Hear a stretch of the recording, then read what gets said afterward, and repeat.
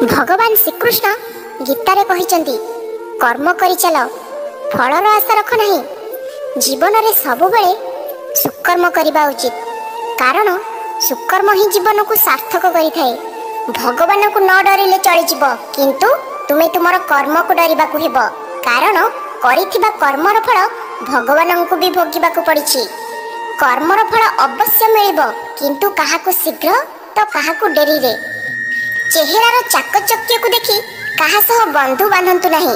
शरीर कला हेले चलिबो, मात्र मन कला थिले नुहे। आउ हाथ रे हाथ धरी किछि बाट चलिले केही बंधु होई जाय नहीं। बाट चलिबा सह जे दुख को बांटी नहीं पारे और सुख को द्विगुणित करि पारे, से होउछि प्रकृत बंधु। सत ज्ञान आहरण कर, चिंता तुमको खाइबा आगरु तुमे ताहार विनाश कर। लक्ष्य पूर्वरु तुमे लक्ष्य स्थल रे पहुँचीबा को चेष्टा कर। जेपरी समय तुमको असफलता देबा पूर्वरु तुमे ताको अतिक्रम करि जिवो। भगवान श्रीकृष्ण गीतारे कहिचंदी जे जेउ व्यक्ति सत मार्ग सत कर्म रे चली थाए, तार जीवन रे अनेक बाधा विघ्न आसी थाए सत, किंतु तार डंगा केबे बुड़ी न थाए। जेतेबेले प्रभुंकर कृपा हुए, सेतेबेले असहज काम मध्य सहज होई जाए। वर्ष वर्षर शत्रुता गोटे मुहूर्त रे बंधुतारे बदली जाए।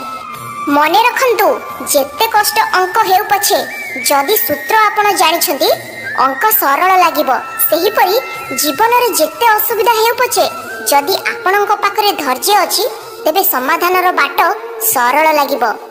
भगवान काहारी को दंड दियंती नहीं, आमर कर्म ही आमको दंड देइथाए। तेणु भाबी चिंती की कर्म करंतु, काहेकि ना आम कर्म ही आमको परिचय दिए।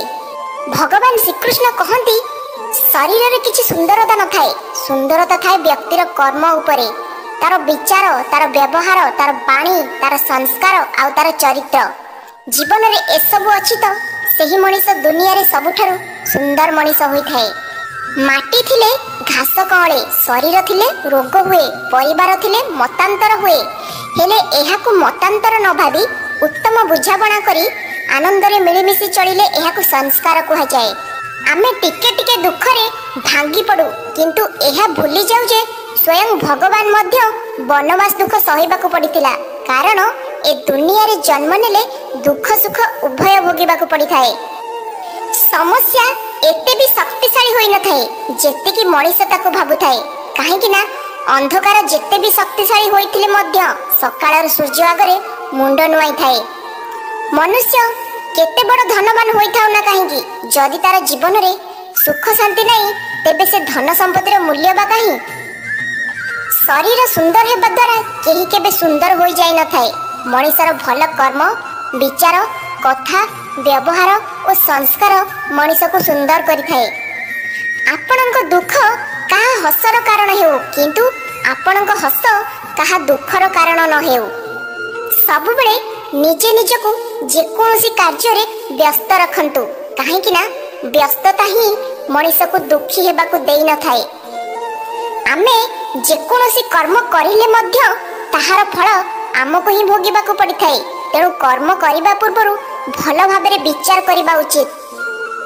ईश्वर आमको सही जिनिस देई न थाए जहा आमको भल लागि थाए। ईश्वर आमको सही जिनिस देई थाए जहा आम पई भल होई थाए। अहं, लोभ, घृणा, क्रोध त्याग कर, शांति मिलिब।